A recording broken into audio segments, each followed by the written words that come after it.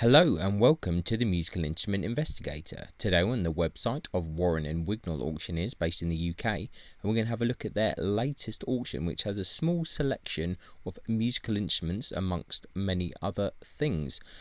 So before we start, I just want to say please consider subscribing if you enjoy these videos, because it really does help the channel, and feel free to comment and like and all of that fun stuff. So yeah, there's not that many items in this auction. There's about 28, but as I've said before, sometimes it's good to look at these smaller auctions because you never know what you're going to find really. So that's exactly what we're going to do now. It's going to be a quick kind of blitz through, just do it completely off the cuff and just see what we can find.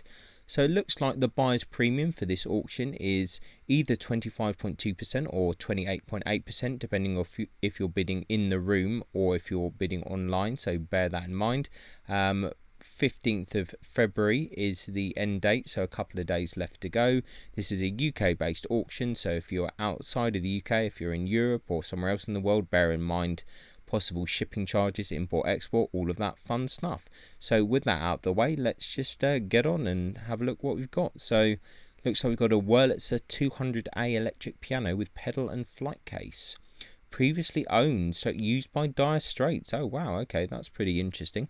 So it powers up, plenty of crackling sounds and using volume and vibrato knobs. No sound from two keys, pedal not tested, general wear including a wobbly leg, chip to vibrato knob, various scuffs and scratches, flight case marked Straits London. Wow, 800 to 1200. That seems awfully cheap for something that's related to Dire Straits, but okay, that's unexpected. See, there we go straight away, and I haven't looked at this catalogue before, so automatically we're into kind of interesting territory there, especially if you're a Dire Straits fan. But yeah, 800 to 1200 seems reasonable. Moving on, an Encore Strat electric guitar, 20 to 40. I mean, there's not really much to say there, nor is there any more pictures, so that seems straightforward. We've got a Gibson Baldwin Music Education Signature Series electric guitar with stand and Studio 10S Gibson amp, 30 to 50. Once again, not really much we can say on that one. Then we have a Yamaha F310 acoustic guitar with capo and stand, 20 to 40. Once again, fairly straightforward, not the greatest pictures, but there we go. We've got a Behringer IAX 393 USB electric guitar, 20 to 40. Much the same. Then we've got a Yamaha FG412S steel strung acoustic guitar, 20 to 40. Tanglewood Indiana Series TFCESTR DLX steel strung electro acoustic guitar, 30 to 50.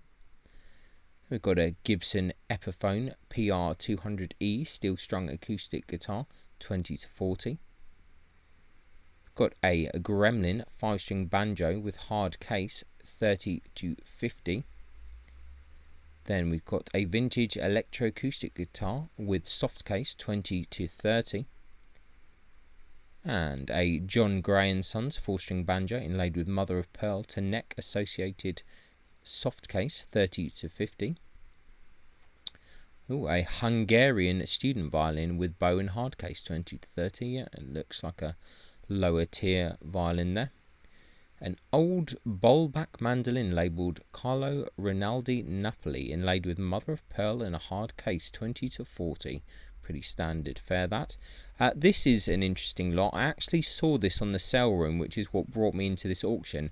So they're saying here a cello bow, but I'm pretty sure that this is actually a double bass bow.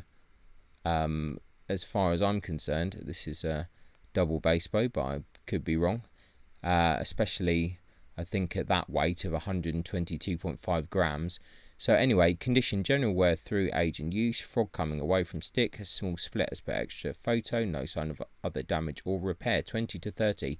So on the sale room, I think the bidding for this is already at 300 or so pounds, which is not too surprising because I think this is possibly maybe a classical period double bass bow. I could be wrong, maybe it's a little bit later than that, but it's an interesting double bass bow for sure. As far as I'm concerned, definitely not a cello bow. This is a double bass bow in the French style, and potentially fairly old, so I could see that this might go for pretty big money. So, but anyway, there we go. This is the reason to look at small little sales, because you never know what you're going to find, really. Anyway, moving on, we've got a classic bit of a piano accordion here, £0 to £30. Wow, I think that's the first time I've ever seen an estimate starting at 0. That's an interesting one there. Silver plated cornet by J. Hyam, Manchester, with hard case, 20 to 40. Say Corton clarinet with hard case, 10 to 20. A single string long neck fiddle with hard case, 20 to 40. Selma Bundy 2 brass alto saxophone with hard case, 80 to 120. A Muzz Lady brass alto saxophone with hard case, 60 to 80. We've got 2 clarinets in fitted cases, LeCoutre and Corton, 20 to 40. A PV Renown twin speaker solid state amplifier, believed to be in good working order but not tested, and no guarantees, 30 to 50. So there we go. A PV Juice twin speaker valve amp, 40 to 60. Not too bad. Ooh, Sound City Concord twin speaker valve amp, 40 to 60. If that's in working order, that's worth a few hundred. Well, it was back in, 15-20 years ago when I was kind of gigging. Sound City were going up pretty high in value there.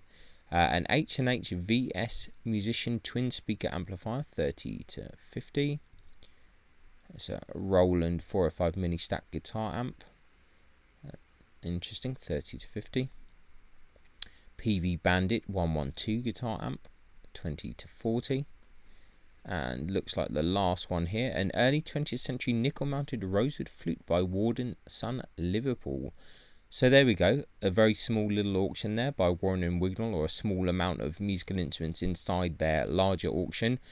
Couple of interesting things. Firstly, what I believe to be a French style, fairly old double bass bow there, not a cello bow as far as I'm concerned, and a Dire Straits kind of associated Wurlitzer electric piano. So there we go, an interesting sale. As always, link in the description, check it out, see what you think.